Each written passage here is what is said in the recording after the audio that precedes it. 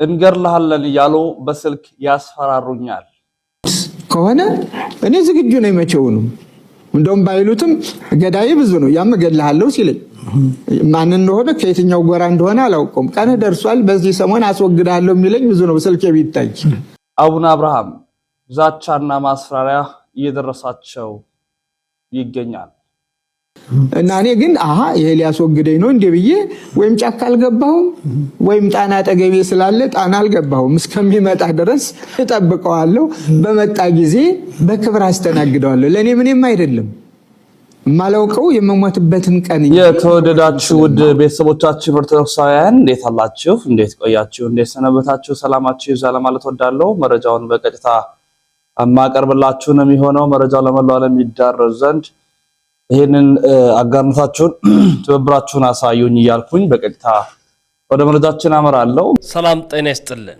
እንዴት አላችሁ ታላቅ የሆነ የምስራች ሐዋሳና በሐዋሳ ዙሪያ ሌላም ቦታ ያላችሁ ለእናንተ ነው ሰርጋችሁን ቤት ለማድረግ አሰባችሁ ምናልባት ሰርግ ሲመጣ ብዙ ጭንቀቶች ይመጣሉ የምግቡ ጉዳይ አሳሳቢ ነው ስለ አዳራሹ ጭንቀቱ የሚያቆም አይደለም የምግቡ ጉዳይ ብቻ ሳይሆን የዲኮሩ ጉዳይ የካሜራ ሁኔታ ከሽምግልና ጀምሮ እስከ መልስ ያለውን እንዴት አደርጋለሁ መኪናውንስ ምን ሊሆን ይችላል እኛ አሰናርተን እናቀርብላችኋለን ምክንያቱም ያሮስ ኢቨንቶች ነን እንግዲህ ጌታችንና አምላካችን የመድኃኔ ዓለም ኢየሱስ ክርስቶስ የልደት በዓል በደማቅ ሁኔታ ተከብሮ አልፏል እግዚአብሔር ስሙ የተመሰገነ ይሁን በዚህ በዓል ላይ በሀገራችን ኢትዮጵያ በሌሎች ዓለሞች በትናንትናው ዕለት መረጃዎችን እንዳቀረብኩላችሁ ከሆነ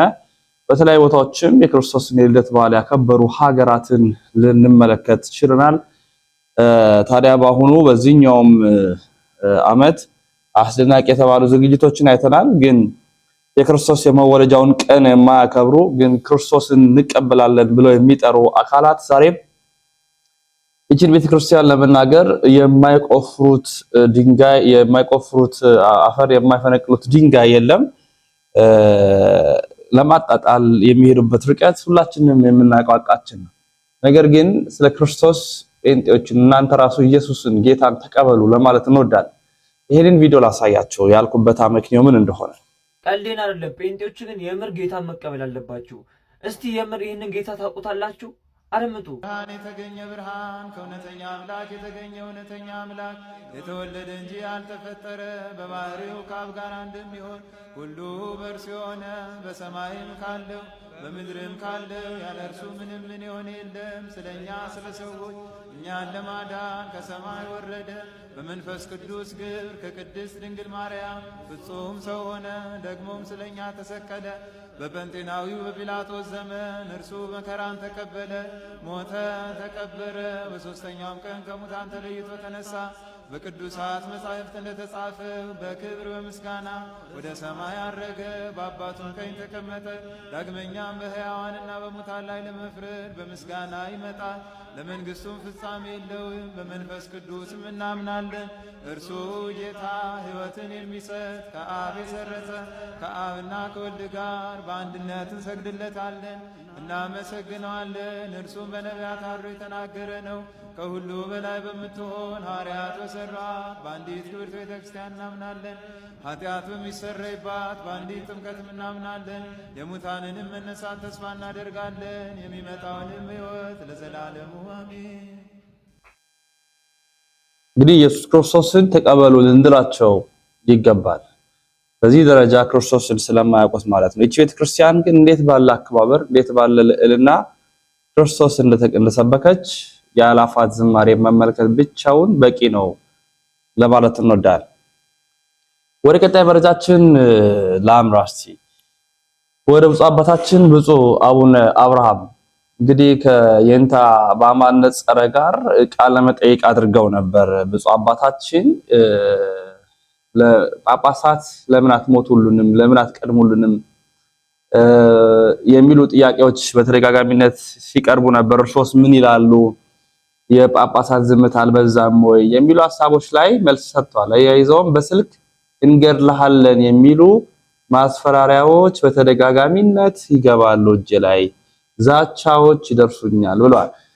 ያሳለፍነው 3 ዓመት የኢትዮጵያ ኦርቶዶክሳዊት ተዋሕዶ ቤተክርስቲያን የመንበረ ፓትርያርክ ጠቅላይ ቤተ ክህነት ዋና ስራ አስኪያጅ የሆኑት አባት ናቸው ብፁዕ አቡነ አብርሃም። አሁን የሰሜን ጎጃም እንዲሁም የባህር ዳር ሀገረ ስብከትን ይዘው በሊቀ ጵጵስና የሚመሩ አባታችን ናቸው። በሀገረ ስብከታቸው ሳሉ የቀረበላቸውን ጥያቄ በሚደንቅ መልኩ መልሰዋል። ማዛቻ፣ ማስፈራሪያ፣ እንገላለን የሚሉ አካላትን ምን አሉ? ምን መለሱላቸው? እነሱስ ለሳቸው ምን አይነት መልእክቶችን ነበር ይልኩ የነበሩት? በእውነት ለጳጳሳቱ ለምእመናኑ ለምንድን ነው ከፊት የማይሆኑት? እኛ በጎች እነሱ እረኞች አይደሉምን? ለሚለውም ጥያቄ የተሰጡትን መልስ እንደሚከተለው አቀርብላችኋለሁ። ከሆነ እኔ ዝግጁ ነኝ መቼውንም። እንደውም ባይሉትም ገዳይ ብዙ ነው። ያም እገልሃለሁ ሲለኝ ማን እንደሆነ ከየትኛው ጎራ እንደሆነ አላውቀውም። ቀን ደርሷል በዚህ ሰሞን አስወግዳለሁ የሚለኝ ብዙ ነው ስልኬ ቢታይ እና እኔ ግን ይሄ ሊያስወግደኝ ነው እንዴ ብዬ ወይም ጫካ አልገባሁም ወይም ጣና አጠገቤ ስላለ ጣና አልገባሁም። እስከሚመጣ ድረስ እጠብቀዋለሁ። በመጣ ጊዜ በክብር አስተናግደዋለሁ። ለኔ ምንም አይደለም። ማላውቀው የመሞትበትን ቀን እንጂ መሞቴን ስለማውቅ ዝግጁም ስለሆንኩ እንኳን እኔ መነኩሴው ማንኛውም ክርስቲያን ሰው የተባለ ሁሉ ሞት አለብኝ ብሎ እያሰበ እንዲኖር ሰው ሆይ ዕለተ ሞትህን አስብ ነው። እንኳን እገልሃለሁ እየተባለ እንደው ነፃነት ተሰምቶት ኗሪ ነኝ ብሎ እንኳን ሁሉ አለኝ ብሎ እንኳን እንዳይቀናጣ ሞት አለብኝ ብሎ እንዲያስብ ነው። ሊቃነ ጳጳሳት ለምንድን ነው ለበጎች የማይሞቱ?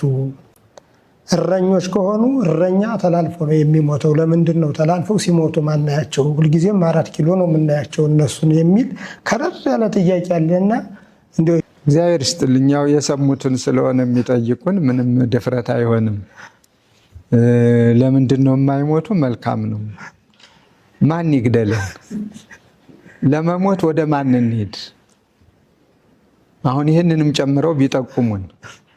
ምክንያቱም መቼም ዝም ብሎ ግደሉኝ አይባልም። ሟችም ገዳይም የሚገናኙበት መንገድ መኖር አለበት።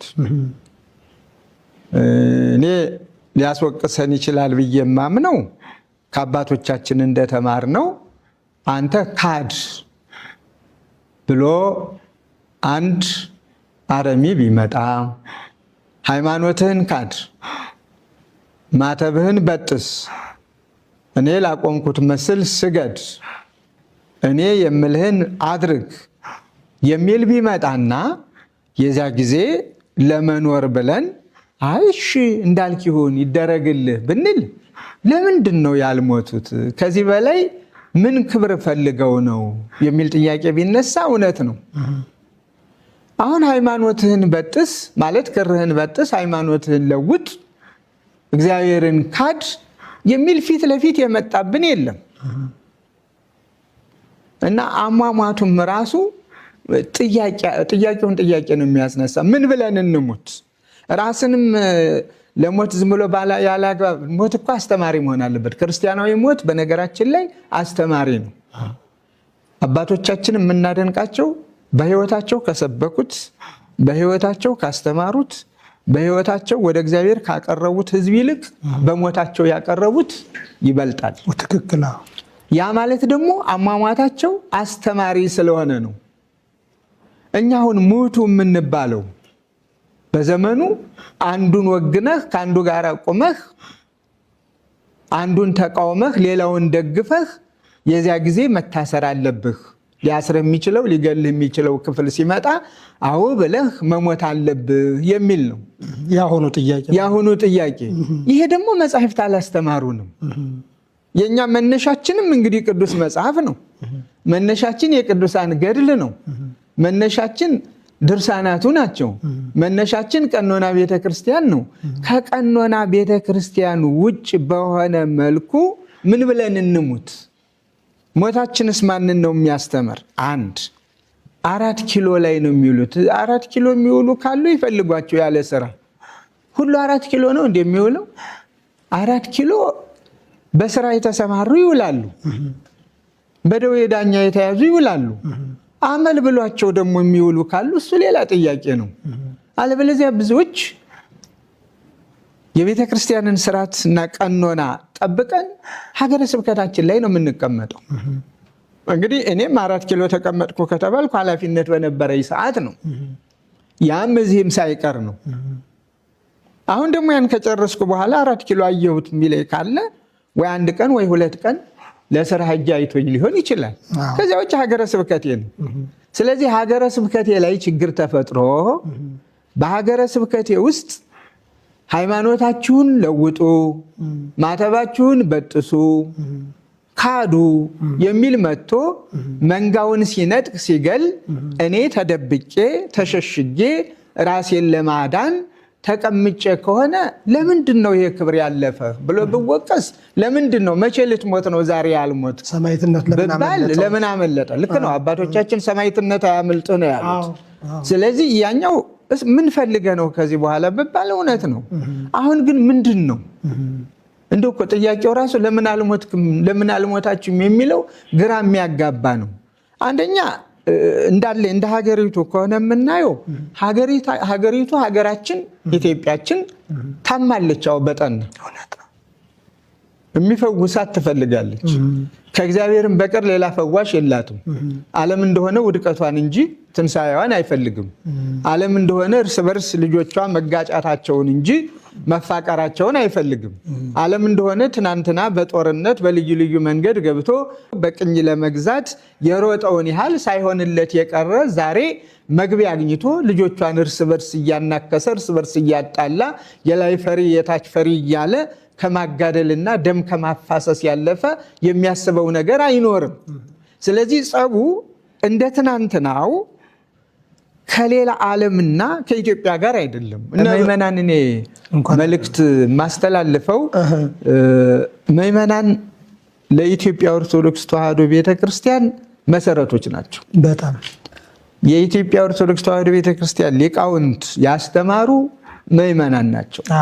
ለዚያውም ሳይማሩ እነሱ መልክዓ ፊደል እንኳን ሳያውቁ የድሮዎችን እንውሰድና ለመፈረም ለስማቸውን እንኳን የማይጽፉ እጃቸውን ለፊርማ ባሻራ የሚፈርሙ ልጆቻቸውን ወደ ትምህርት ቤት በመላክ በአንጻሩም ደግሞ ተማሪ የሆነ የኔ ልጅ ነው በማለት ቀለብ በመስፈር እንጀራ በመቁረስ አጥፎም በመስጠት ልጄ በማለት ዛሬ ጠፋ በማለት ልመና እንኳን ካልሄደ ዛሬ የት ሄዶ ነው ተሚ ያልመጣ የሚል ጥያቄ በማምጣት በየበዓላቱ በየክብረ በዓላቱ ለተማሪ ራሱን የቻለ ነገር በማድረግ ትልቁን ስራ የሰሩ እናቶቻችን አባቶቻችን ናቸው። ለዚህ ነው የኢትዮጵያ ቤተክርስቲያን ስመጥር ሊቃውንት የነበሯት ስመጥር አሉ የተባሉ አይናማ የሆኑ ኢትዮጵያንም ኢትዮጵያ ያሰኙ ዘመናዊ መልክ እንዲኖራት ዘመናዊውን አስተሳሰብ አስርጸው ከጥንታዊ ትምህርት ጋር አዋህደው ያስተማሩ አይናማ የሆኑ መምህራን የተፈጠሩት በምዕመናኑ ድጋፍና በአስተማሪነት ነው። ያ አሁንም መቋረጥ የለበትም ነው ለምዕመናን ማስተላልፈው። እንደ ትናንት ነው ቁራሽ ልመና እቤት መሄድ መጠበቅ የለብንም። ዛሬ እያንዳንዱ ምዕመን የትናንትና ምዕመናን እንጀራ አጥፈው ከሰጡ የአንዲቷን እንጀራ ዋጋ ሩብም ይሰጡ ከሆነ ግማሽም ይሰጡ ከሆነ የግማሿን ዋጋ ሳንቲም በማጠራቀም ይቺ የተማሪ ናት ብለው ማስቀመጥ መቻል አለባቸው። አንዲት ሙዳየ ምጽዋት ቤታቸው አስቀምጠው የማርያም ባርኪ ያደርገው እንደ ማርያም ባርኪ አንዲት ሙዳየ ምጽዋት ቤታቸው አስቀምጠው ይቺ የተማሪ ናት ያቺ ስትጠራቀም ለአንዱ ጉባኤ ቤት ምክንያቱም ጉባኤው ቤቱ እንዳይቋረጥ ተማሪው እንዳይራብ የቀን ስራ ፈላጊ እንዳይሆን የዕለት ጉርስ እንዳያጣ የዓመት ልብስ እንዳያጣ እኔ ነኝ አስተማሪ። ትናንትና ለምንህ አስተምርህ ነበር የኔ አባት እናት እንደዚህ አስተምረዋል።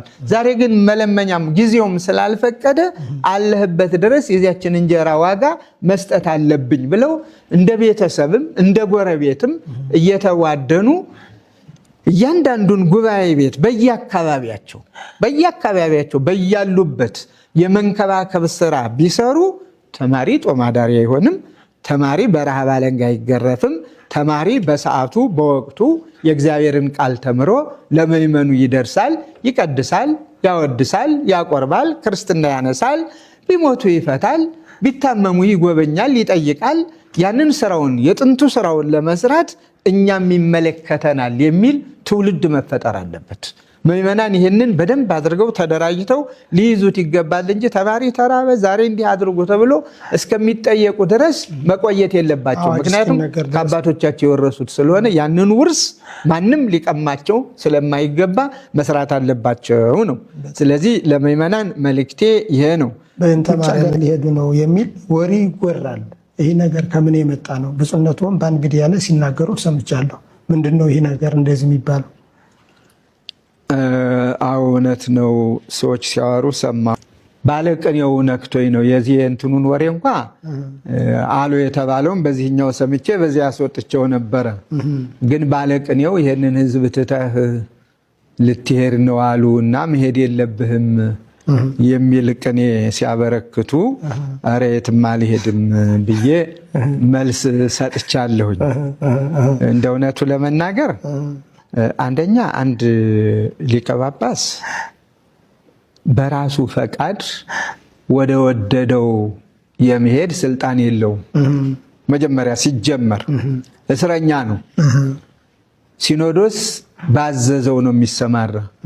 ትናንትና በቅዱስ ሲኖዶስ ፈቃድ ውጭ ነበርኩኝ። ትክክል። ቅዱስ ሲኖዶስ ደግሞ ወደ ሀገር ተመለስ ግባ ሲለኝ ወደ ሀገር መጥቻለሁ። አሁን የሥራ ቦታም ሰጥቶኝ እየሰራው ነው ያለው። መጀመሪያም በስራ ነው ሄድኩኝ በሀገረ ስብከት፣ አሁንም በሀገረ ስብከት ጥላ ስር ነው ያለው።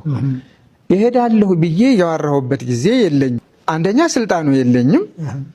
መሄድ ካለብኝ ደርሶ ለመምጣት ቅዱስ ሲኖዶስ ለተልእኮ የሚልከኝ ከሆነ አለበለዚያም በግሌ ሀገረ ስብከቴን ወክዬ ለሀገረ ስብከቴ የምሰራው ስራ ካለኝ ከዚህ ቀደም እንደምናደርገው ብዙ ጊዜ እኮ እዚህ ሀገረ ስብከቱኝ ተመላልሻለሁ።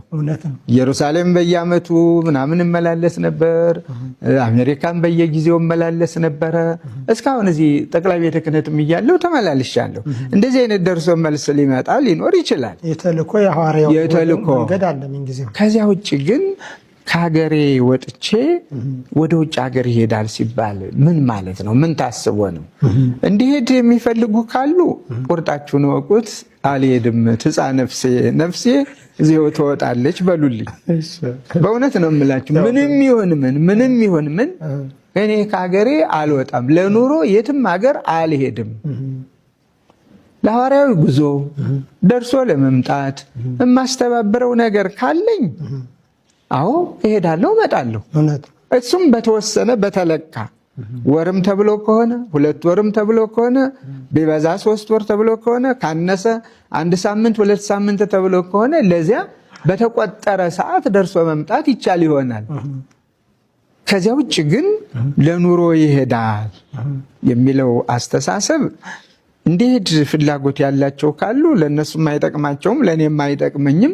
እኔም በተሰጠኝ ሐዋርያዊ አገልግሎት ተግቼ መኖር ነው። ዝም ብሎ የተፈጠረ ወሬ ስለሆነ ስለተነሳ እንጂ አጀንዳም ባይሆን። ወዳጆች ቤተሰቦቻችን የብፁዕ አባታችን በረከት ከሁላችን ጋር ትሁን ለማለት እወዳለሁ። በእውነት ወደ ቀጣይ መረጃ ላምራ።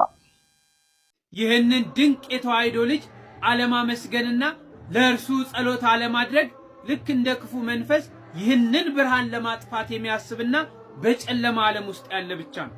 ኦርቶዶክሳውያን ውበታችን በዓለም የታየበት በምን አይነት ብርሃን ውስጥና ንጽሕት ሃይማኖት ውስጥ እንዳለን የተመሰከረበት ድንቅ ዕለት ነበር። ይህ በብዙ መቶ ሺዎች የሚቆጠሩ ምዕመናን ያለምንም ኮሽታ በፍቅር ወጥቶ በፍቅር መመለሱ ደግሞ ለብዙዎች አግራሞትን ፈጥሯል። ለረጅም ጊዜ የቆዩ በሃይማኖት ስም የሚካሄዱ ጥሩ ያልሆኑ ልምዶችን በአንድ ልባም ዲያቆን መቀየር እንደሚቻል ይህ ሰውና የኢጃት አባላት አሳይተውናል። አብዛኛው የኦርቶዶክስ ወጣት በበዓል ስም ወደ መጠጥ ቤትና ወደ ኮንሰርት የመሄድ ልምዱን አስቀርቶ በአንድ አይነት ነጭ ልብስ በመልበስ የብርሃን ጧፍ በማብራት በብዙ ሺዎች የሚቆጠሩ በሁሉም ዕድሜ የሚገኙ አማኞች ከቤተ ክርስቲያን እንዲሰበሰቡ ማድረግ የእግዚአብሔር ፈቃድና ትልቅ አቅም ይጠይቃል። በዲያቆን ሄኖክ ኃይሌ ላይ አድሮ የሰራ እግዚአብሔርን አመስግኑት። ወንድማችንም ረጅም ዕድሜ ከጤና ጋር እንዲያድለው በክርስቶስ ልደት ማጸናቸዋለሁ። መርቁት። መላውን የኢጃት አባላትን አመስግኑልኝ ስል በትህትና ነው። ብዙዎች ያመሰግኑ ዘንድ እግዚአብሔርንም ከፍ ከፍ እንዲያደርጉ በቅንነት በብዛት ኮፒ ሊንክና ሼር፣ ሪፖስት፣ ዲዩት እያደረጋችሁ ደስታችሁን ግለጹ። የተወደዳችሁ ቤተሰቦቻችን የዛሬ መረጃዎቻችን ይህን ይመስላሉ። በሌሎች መረጃዎች እንመለሳለን። እስከዚያው ድረስ ተሰነባበት። ሰናበተ ይሆንላችሁ።